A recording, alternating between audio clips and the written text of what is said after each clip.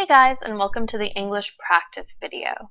So this video is going to be going over the passage When a Computer Gets Sick. It's going to follow along that passage, and since it is a full, normal, test day passage, it's going to cover all of the errors that we have been looking at in the past two videos. And this one in particular is a little bit heavier on writing strategy and organization.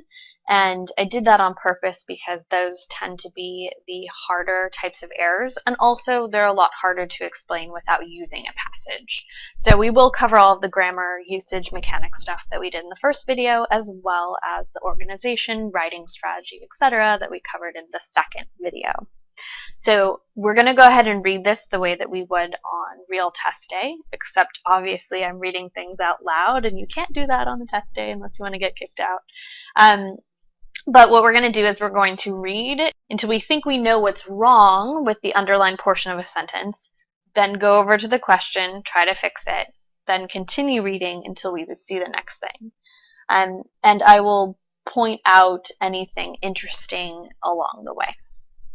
Alright, so without further ado, everybody go ahead and start looking at when a computer gets sick. So, the first thing that I notice when I look at this passage is there are brackets with numbers above the paragraphs.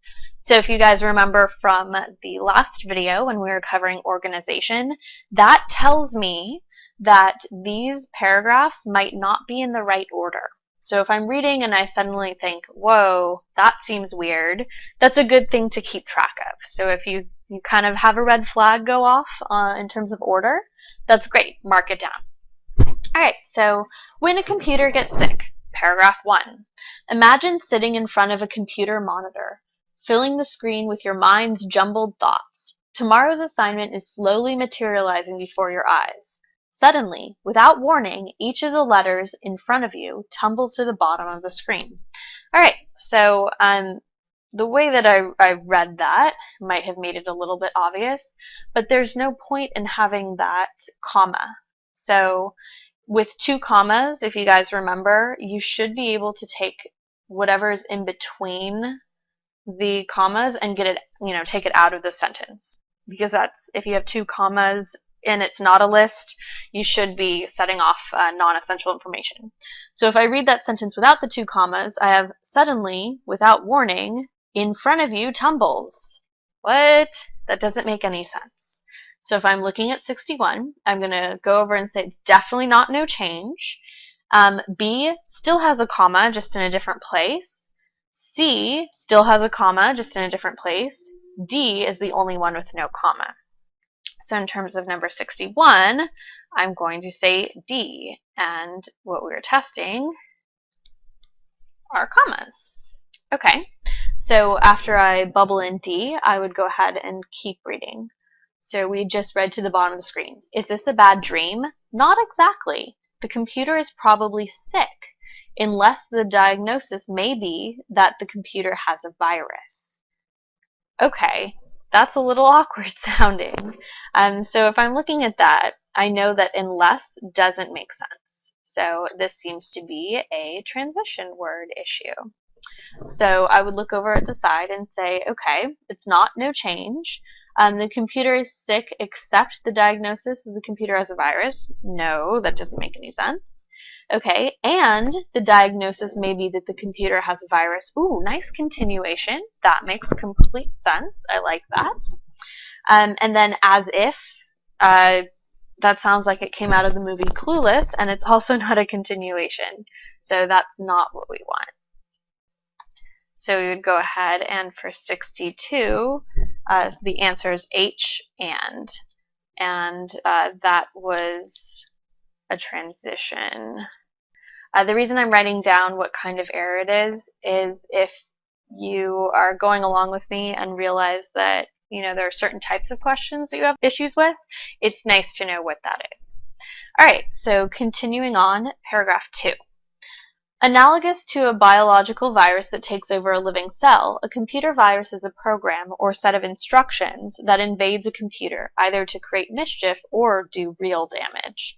The type of computer virus mentioned above is more mischievous than harmful.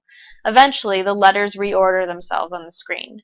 Not all viruses, however, straighten themselves out. Okay, as is, this is kind of running on. So we have a comma issue here. So not all viruses, however, straighten themselves out doesn't work out. What we want is not all viruses, however, straighten themselves out. The reason we want 2 commas is, again, it's that same setting off non-essential information. I could say not all viruses straighten themselves out. So if I'm going to have however in the middle of this sentence, I need a comma before it and a comma after it. And if I look over, D has a comma before and a comma after. So I'm going to say 63 is D, and again, this is dealing with commas. So notice punctuation comes up pretty often. Paragraph 3. Computer viruses range from being temporary annoyances to permanently destroying data. Okay, let's go ahead and look at 64. Which choice is the most effective first sentence of paragraph 3? Okay. So what that means is we don't actually know what this paragraph is going to be about, so we would at least need to skim the rest of it to see what's going on. So computer vandals rig these viruses to go off at a present time. These bombs can permanently destroy data, and that can be disastrous to the operation of the computer. Okay, so we're dealing with computer vandals rig these viruses, so the subject of that first sentence needs to be viruses. So if we have no change, that at least we're talking about viruses, so that's okay. But it doesn't really explain why we suddenly talk about bombs, because bomb viruses seem to be the subject of the sentence. So let's look for something that talks about viruses that are bombs. So no change, not great. G, among the more serious viruses are those referred to as bombs. Ooh, that looks great. H, most people would agree that they'd rather have a computer virus than a virus that puts them in bed for a week. Might be true, completely out of scope. Nope. J, despite technological advances, computers are still fragile devices in many ways. Nope, has nothing to do with bombs. So I would go ahead and I'd say, okay, 64 is G. And that question was a style transition sort of question. Okay, so let's start at the sentence with 65 in it. So these bombs can permanently destroy data, and that can be disastrous to the operation of a computer. That sounds great. I don't need to change that. Just so you guys, can look at the wrong answer choices and see what's wrong with them, let's look at them. But already 65 as is sounds great. So, and that can be a devastating disaster to the operation of a computer. Woof.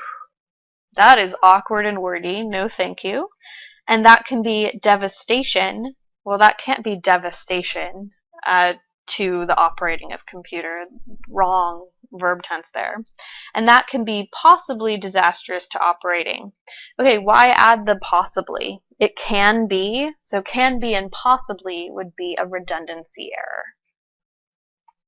So I would go ahead and write down 65 is A. And that is, no change. But if you were to think that there was an error, you're mostly looking at verb problems. But overall, it's a no change problem. Okay, so we go ahead and keep going. So paragraph 4. Detection programs are available that searches for and then destroys computer viruses. Okay, so obviously there's something wrong with that sentence, but where it breaks down is at the searches for. So detection programs are available is all that I'm going to look at for now. And that sounds good. So I would say it's no change, but we can look at the wrong answers just to, be sure. So detection programs that detect computer viruses, that's super redundant, so we don't want that. Computer viruses can be found by detection programs. Again, it's really wordy. And J, detection programs that find computer viruses, again, that's redundant if we know it's a detection program. We know it detects something. So 66 would be F, and this is no change. And all the answers are wordy. So say no change / wordy. Okay, moving on. So detection programs are available, and we're reading it as is because we chose that answer, that searches for. That doesn't make any sense. It should be detection programs search for and destroy. So I'm going to look for search. So C and D both have search, and C has search and destroys. D has search for and destroy, which is exactly what I wanted. So I'm going to say 67 is D. And again, that one has to do with verbs. All right, search for and destroy computer viruses. Evidence that some software writers have played up the medical analogy being found in the names of their programs. Be careful of beings and havings. They're very rarely correct. And in this case, it doesn't make any sense to have the being there. So I would get rid of the being and then change that. So evidence that some software writers have played up the medical analogy is found in the names of their programs would make sense. And if we look over at the answers, that would be G. So 68 is G. And that's also a verb-related problem. Okay, so have played up the medical analogy is found in the names of their programs. And then we have colon, vaccine, checkup, antitoxin, and disinfectant. So in terms of programs, there are multiple of them, so that's fine, it's plural. The colon is also fine because I'm explaining what those programs are, and I'm explaining their names. So I would put no change for that one as well. So 69 is A, no change. And this is dealing with punctuation or colons, because the other ones add a semicolon, no punctuation, or a comma. Okay. Paragraph 5. As with all diseases, the best cure is prevention. That sounds good. So let's, I'd say no change, but let's look at the other ones. Similarly to, that doesn't have the right relationship. I'm thinking of the word relationship. In the same way as, it's much more wordy than as with, and according with doesn't, it's not idiomatically correct. So for 70, you leave it. And notice this is real test passage, and you do have a good number of no changes.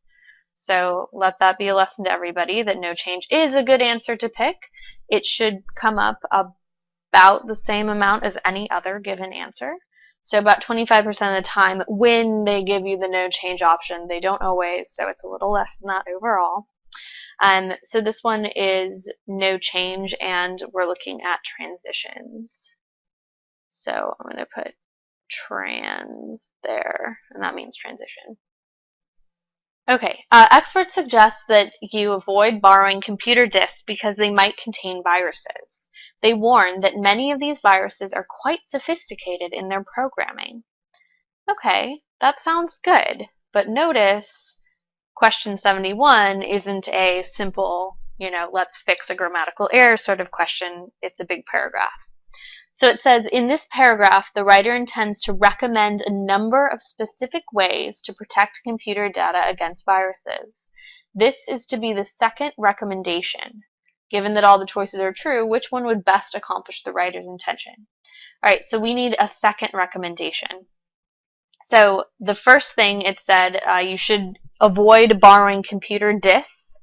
So then the next thing should be, and they tell you to do something else. And the sentence that we have does not tell us to do something. So it's not no change. So B, propose adding software that checks the spelling and papers you write on your computer.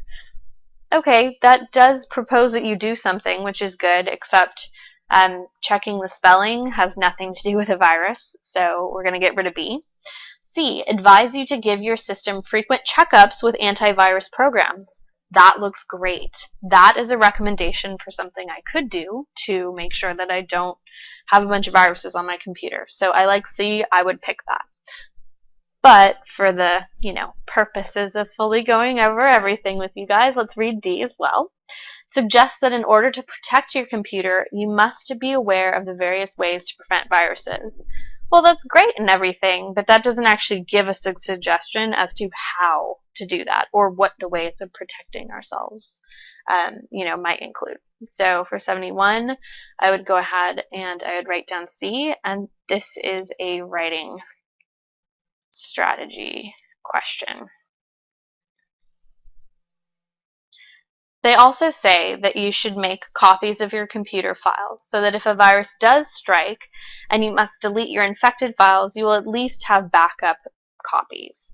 Experts also point out that using the internet and World Wide Web has led to new risks of infection in the form of viruses hidden in programs downloaded or copied from these resources.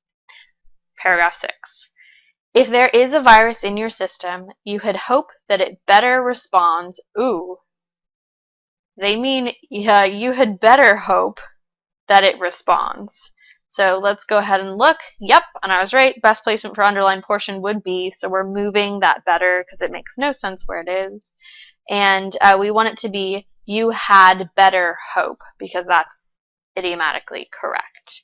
So we would say 72 is H. So 72, that is H. And that would be idiom. Okay, so you had better hope that it responds to the appropriate treatment and therapy. Otherwise, you could be in for a long night at the computer.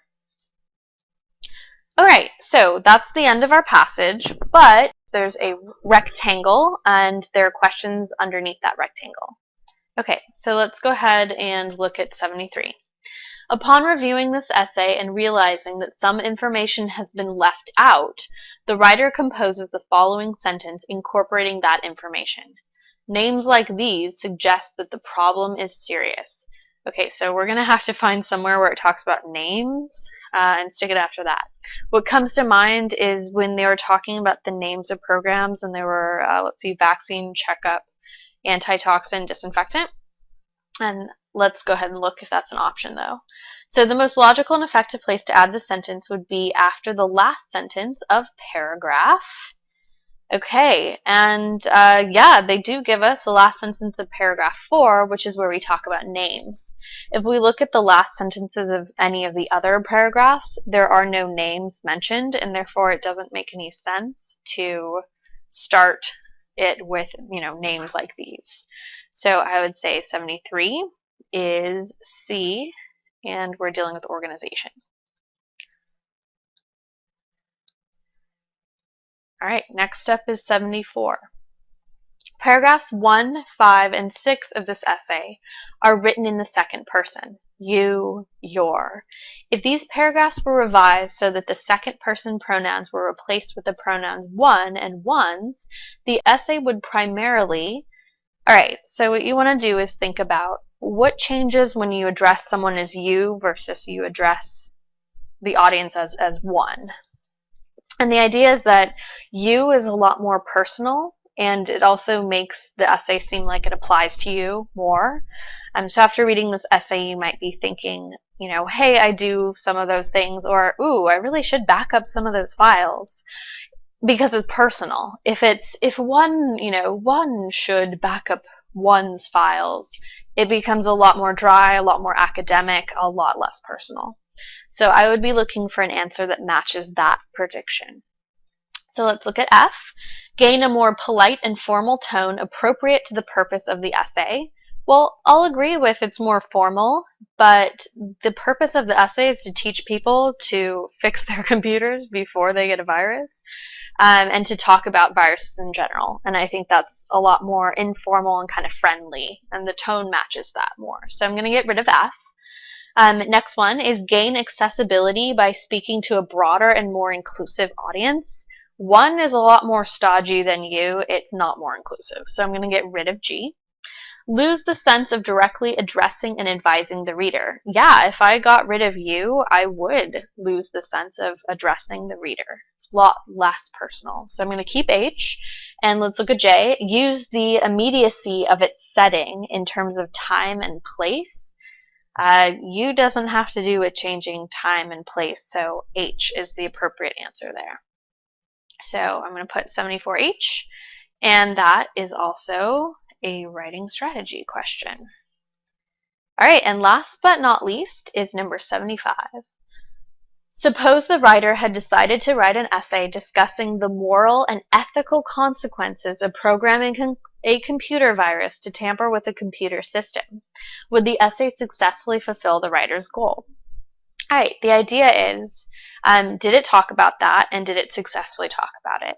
So they do talk about viruses, but they don't actually talk about, people who make or who program viruses, or all the terrible things that those viruses could do, if there are ethical consequences, moral consequences. They don't really touch on any of that. They just tell us that there are viruses, and they tell us how we could protect against them. So we're not really dealing with the programmer side of this problem. We're just dealing with the more personal, personal computer use sort of side of this. So I would say no off the bat, which means I get rid of A and B immediately and don't even have to read them. I'll read them with you guys in a second just so that, you can see why they don't work. But I would just read C and D if I were on the real test. So C. No, because the essay does not explain how to program a virus, so the reader has no basis for making a moral or ethical judgment. And you can make an ethical judgment on someone doing something even if you don't know how to do it. AKA, someone defrauds the bank, at the tune of $5 million.